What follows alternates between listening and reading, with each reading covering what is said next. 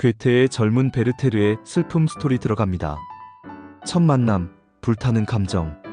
초반, 순수하고 감성 충만한 젊은이 베르테르가 새로운 마을에 도착합니다. 그는 자연과 예술을 사랑하는 열정적인 성격입니다. 이때 한 파티에서 로테를 만나고 첫눈에 강렬하게 끌립니다. 로테의 외모뿐 아니라 인격, 태도까지 모든 것에 반해버립니다. 진짜 한눈에 뿅 가는 거지요. 일반적인 경우가 아니라서 설명해드리겠습니다. 첫눈에 반한 절대적 숭배. 로테를 처음 본 순간 베르테르는 그냥 반하는 정도가 아닙니다. 그녀의 모든 것에 감탄하고 존경하고 거의 숭배하는 수준. 로테의 외모뿐 아니라 인격, 태도 등 모든 면에서 거의 절대적인 호감과 연정을 느껴요. 이 사람이 내 운명이다. 막 이런 느낌으로 직진해버려요. 그냥 사랑이 아니라 전 존재를 건 열정적인 감정으로 묘사되거든요. 편지에 그 감정이 잘 표현되어 있어요. 베르테르의 편지. 사랑에 빠진 날. 1771년 6월 16일. 비렐름, 이런 기분을 네가 알기나 할까? 한 사람을 본다는 이유만으로 세상이 빛나고 그녀의 음성이 바람보다 달콤하게 들리는 그 순간을 말이야. 어제 그녀를 만났어. 정원에서 해가 기울 무렵이었지. 그녀는 아이들과 함께 꽃을 꺾고 있었고 웃음은 물 위에 햇살처럼 반짝였어. 비렐름, 그때 나는 완전히 사로잡혔어. 그녀의 말투, 손짓, 작은 움직임 하나하나에 내 모든 감각이 빨려 들어가고 말았지. 그녀를 처음 본 순간 나는 내 영혼이 더 이상 내 것이 아니라는 걸 느꼈다. 그녀는 내가 쓴 시에 귀를 기울여줬고 그녀의 눈이 내 마음을 읽는 것만 같았어. 아무 말 없이도 우리는 서로를 이해하는 듯 했지. 그녀가 웃으면 내 가슴이 함께 떨렸고 그녀가 침묵하면 나는 숨을 멈췄어. 비렐름, 사람들은 말하지. 사랑은 이성으로 다스려야 한다고. 하지만 나는 이제 알겠어. 진짜 사랑은 이성을 초월한 감정이야. 자연처럼, 봄처럼 그냥 오는 거야. 아무런 이유도 계산도 없이.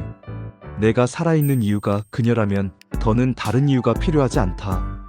그녀를 생각하며 잠들고 그녀의 이름을 속삭이며 눈을 떠. 비렐름, 나는 지금 사랑이라는 기적 속에 있어. 내가 사랑받지 못하더라도 지금 이 감정만으로도 충분하다고. 오늘은 그렇게 믿고 싶다. 너의 친구 베르테르가. 중반, 베르테르는 로테에게 적극적으로 다가가고 로테 또한 베르테르의 순수함과 열정에 호감을 느낍니다. 둘은 아름다운 자연 속에서 그림을 그리거나 문학을 논하며 정신적으로 깊은 교감을 나눕니다. 로테는 베르테르의 이상형 그 자체였을 것입니다. 베르테르의 편지. 말하지 못한 사랑. 1771년 7월 1일. 비렐름, 오늘 그녀와 함께 저녁 노을을 바라보았어. 말없이, 아무 말도 없이. 단지 그녀 옆에 앉아있다는 사실만으로 내 하루는 완성되었다. 그녀는 창밖의 나무를 바라보았고 나는 그녀의 옆모습을 바라보았지. 세상에서 가장 고요한 시간이 흐르고 있었어. 그녀가 내게 말을 건넬 때보다 말없이 미소 지을 때 나는 더 깊이 사랑하게 된다. 그녀는 내게 특별한 말을 하지 않아. 그저 평범한 이야기들을 나누고 때로는 멍하니 시간을 보내기도 하지. 그런데 이상하게도 그 모든 순간이 내겐 축복처럼 느껴져. 비렐름, 사랑은 꼭 뜨겁고 격렬해야만 하는 걸까? 나는 이제 알겠어. 사랑은 그냥 옆에 있는 것 같은 하늘 아래서 숨 쉬는 것만으로도 충분하다는 걸. 그녀가 나를 사랑하지 않더라도 괜찮다. 나는 그녀를 사랑하는 이 마음으로 이미 충분하니까. 그녀가 돌아서면 마음이 허전해지고 그녀가 웃으면 세상이 조금 더 좋아 보여. 이게 사랑이 아니라면 그 무엇이겠니? 비렐름, 나는 오늘도 아무 말 없이 그녀를 바라보며 하루를 마친다. 말하지 못한 사랑이지만 결코 작지 않은 마음으로. 너의 변함없는 친구 베르테르가. 이마. 현실의 벽, 엇갈린 운명. 초반, 베르테르는 로테에게 강한 사랑을 느끼지만 충격적인 사실을 알게 됩니다. 로테에게는 이미 알베르트라는 약혼자가 있다는 것. 베르테르 멘탈 와르르. 막 사랑에 불타오르고 행복감 최고조에 달하는 순간 근데 로테 약혼했음. 이라는 현실 팩폭이 터지잖아요. 이 갑작스러운 반전이 첫 만남의 황홀경을 더 강렬하게 만들고 동시에 앞으로 펼쳐질 비극을 이미 예고하는 소위 비극적 복선으로 작용하는 거죠. 희망 주다가 바로 싸늘하게 식히는 그런 거. 결국 이 모든 기법들이 합쳐져서 독자들에게 베르테르의 불꽃 같은 사랑과 함께 비극적인 운명에 대한 안타까움을 동시에 느끼게 하는 거죠. 이상화된 망상적 사랑. 로테는 약혼자가 있는 사람인데 베르테르는 그걸 알면서도 현실을 직시하지 않아요. 로테를 현실의 인물이 아니라 자신의 이상형으로만 보면서 자기만의 세계에 가둬두고 미친 듯이 사랑하죠. 사랑이란 한 사람과 다른 모든 사람 사이의 차이점을 과장시키는 것이라는 버나드 쇼의 말이 딱 베르테르 이야기 같아요. 다른 사람 다 꺼져. 내 로테는 달라. 딱 이 마인드요. 격정적이고 자기 파괴적. 이 사랑은 베르테르에게 엄청난 감정적 기복을 안겨줘요. 로테랑 같이 있으면 세상 행복하다가도 알베르트 생각나면 바로 지옥을 오가는. 이게 너무 격렬해서 다른 일엔 아예 신경을 못 쓸 정도가 돼요. 결국 자신을 소모시키고 파괴하는 형태로까지 나아가죠. 겉으로 드러나는 표현들도 막 내 심장이 터질 것 같다 같은 식의 과격하고 직설적인 표현들이 많아요. 중반, 알베르트가 돌아오고 베르테르는 로테를 사이에 두고 알베르트와 미묘한 관계를 이어갑니다. 알베르트는 이성적이고 현실적인 인물인데 베르테르는 감성에 치우쳐 있지요. 여기서 베르테르와 알베르트가 자살에 대해 논쟁하는 장면이 핵심 포인트. 베르테르는 감성이 이성을 이길 때 자살할 수 있다고 하고 알베르트는 나약한 짓이라며 대립합니다.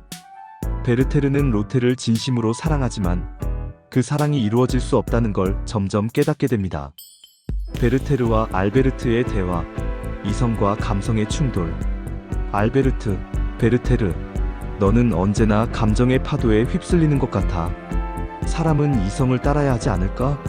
감정에만 의존하면 삶이 얼마나 위험해질 수 있는지 너도 알잖아. 베르테르, 알베르트, 내 말은 맞아. 하지만 감정 없이 사는 삶이 과연 삶일까? 눈물이 나고 가슴이 벅차오르고 때로는 절망에 빠지는 것도 인간의 본성 아닌가? 알베르트, 나는 감정을 부정하는 게 아니야. 단지 감정을 통제해야 한다는 거지. 특히 사랑 같은 강렬한 감정은 이성적으로 다뤄야 해. 그래야 서로에게 상처를 주지 않아. 베르테르, 그럼 너는 로테를 정말 사랑하긴 하는 거야? 네가 보여주는 태도는 너무도 차분하고 이성적이라서 가슴이 뜨거워지는 사랑은 아니잖아. 알베르트, 사랑은 꼭 격정이어야 하나? 나는 그녀의 행복을 먼저 생각해. 조용하고 안정된 삶 속에서도 깊은 애정은 존재할 수 있어. 베르테르, 그렇구나. 나는 그게 잘 안 돼. 로테를 보면 세상의 모든 빛이 그 사람 안에 있는 것 같아. 가슴이 미어지고 그저 바라보는 것만으로도 고통스러워. 하지만 이 감정이 나를 살아있게 해. 알베르트, 그 감정이 결국 너를 무너뜨릴 수도 있다는 건 알고 있겠지? 베르테르, 알고 있어. 하지만 나는 그 감정을 부정하고 싶지 않아. 비록 그것이 나를 파멸로 이끌지라도. 베르테르의 내면 독백, 나는 알베르트를 이해한다. 그는 훌륭한 사람이다. 그러나 그의 차가운 이성 앞에서 나는 숨이 막힌다. 사랑은 계산할 수 없다. 사랑은 느끼는 것이다. 이 마음을 억누르느니 차라리 불 속으로 뛰어드는 게 낫다. 후반, 사랑의 고통과 이루어질 수 없는 현실에 절망한 베르테르는 결국 로테와 알베르트를 떠나 여행을 갑니다. 잠시 객기 부려 직장에 다녀보지만 베르테르 특유의 예민함과 감정적임 때문에 사회생활도 잘 안됩니다. 평민이라는 신분 때문에 무시당하기도 하고 강총체적 난국, 산막, 파멸과 선택. 초반, 사회생활에서도 치이고 좌절한 베르테르는 다시 로테 곁으로 돌아옵니다. 하지만 로테는 이미 알베르트와 결혼한 상태. 베르테르의 내면적 고통은 극에 달합니다. 이루어질 수 없는 사랑과 사회로부터의 고립감, 외로움에 베르테르는 점점 더 깊은 우울감에 빠져들게 됩니다. 결국 로테에게 사랑 고백까지 해요. 로테가 자기를 거절하자 마지막 희망마저 날아간 거지요. 이때부터는 감성이 이성을 완전히 잡아먹어버려서 자기에게로의 몰입이 심화되고 주변인들에게도 문제적으로 다가오는 수준까지 돼요. 자살하는 사람은 나약한 게 아니라 감성이 이성을 압도하는 상황에 놓여서 그런 거라는 베르테르의 주장을 보면 이미 그 감정선이 자살을 향해 흘러가고 있었던 거지요. 마침내 사랑이 이루어질 수 없다는 걸 받아들이고 그는 결정적으로 자살을 선택하게 되는 거지요. 감정의 경랑 속에서 점차 현실 감각을 잃고 오직 로테에 대한 열망과 절망감만 남은 결과라고 보면 돼요. 진짜 피폐함의 끝판왕입니다. 중반 베르테르는 로테에 대한 걷잡을 수 없는 열정과 절망감 속에서 무너져갑니다. 로테는 베르테르를 위로하려 하지만 그것조차 베르테르에게는 더 큰 고통이자 혼란으로 다가옵니다. 결말 마침내 베르테르는 모든 고통을 끝내기 위해 자살을 결심합니다. 감정선이 너무 격해서 이성적인 판단이 불가능해지는 그 상황이 너무 잘 그려져요. 로테에게 완전히 올인했던 베르테르는 사랑이 이루어지지 않는 현실, 그리고 로테와 알베르트의 결혼이라는 돌이킬 수 없는 상황 앞에서 극심한 절망감에 강현생망했어 상태가 된 거예요. 죽음의 유혹과 합리화, 절망이 깊어질수록 편지 곳곳에 죽음을 암시하는 글이 자주 보여요. 처음에는 희미했던 암시가 나중엔 거의 대놓고 자살을 언급하며 그걸 합리화하는 지경에 이르죠. 호메로스를 쫓아버렸다는 표현처럼 한때 그의 즐거움이었던 것들도 절망 앞에서는 아무 의미 없게 돼버려요. 결론적으로 베르테르의 편지는 사랑이 너무 깊어서 절망으로 변하고 그 절망이 결국 자기 파괴로 이르는 과정이 아주 섬세하고 드라마틱하게 묘사되어 있다고 볼 수 있어요. 읽는 내내 베르테르의 그 롤러코스터 감정에 같이 휩쓸리는 느낌을 받는 게 이 작품의 매력이자 무서움이죠. 특히 소름 돋고 인상 깊은 건 베르테르가 여행을 떠날 예정인데 권총을 빌려주시겠소?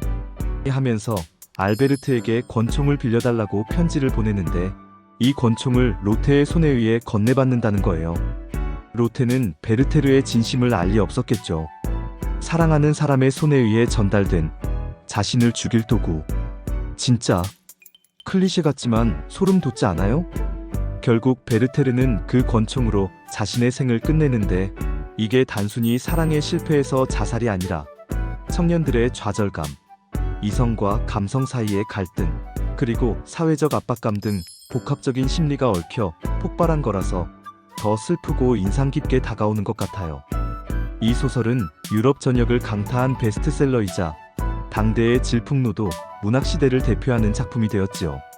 베르테르의 마지막 편지, 비렐름에게 1772년 12월 20일 저녁. 비렐름, 이 편지를 쓰는 순간에도 내 심장은 벅차오르고 있다. 평안하다. 나 자신도 놀랄 만큼 고요하다. 그녀를 마지막으로 본 순간 내 마음은 이미 결심했어. 그녀는 오늘 나를 위해 노란 리본을 풀어주었지. 그 무엇보다도 따뜻한 순간이었다. 나는 이제 더 이상 견딜 수가 없다. 이 사랑은 나를 살게도 했지만 이젠 나를 끝장내고 있구나. 그녀를 잊을 수 있다면 살아갈 수 있었을지도 모른다. 그러나 그녀 없는 삶은 살아있는 것이 아니야. 그녀는 내게 잘해주었고 나의 고통을 모른 척하지 않았다. 하지만 그녀의 눈빛은 말하고 있었지. 나는 너를 사랑할 수 없어. 그것으로 충분하다. 비렐름, 나는 준비되었다. 이 생을 정리하고 더 이상 그녀의 행복을 해치지 않으려 한다. 내 책상 서랍에 그녀가 준 모든 것들을 남겼다. 이 방의 모든 것, 내 마지막 호흡까지도 그녀에게 드린다. 비렐름, 내 친구, 나의 마음을 이해해주길 바란다. 내 선택이 너를 슬프게 하겠지만 이보다 더 나은 길은 없었다. 내일 아침이면 나는 이 세상에 없을 것이다. 하지만 그녀의 웃음, 그녀의 눈빛은 영원히 내 영혼에 남아있을 것이다. 안녕. 사랑했고 또 사랑했다. 베르테르가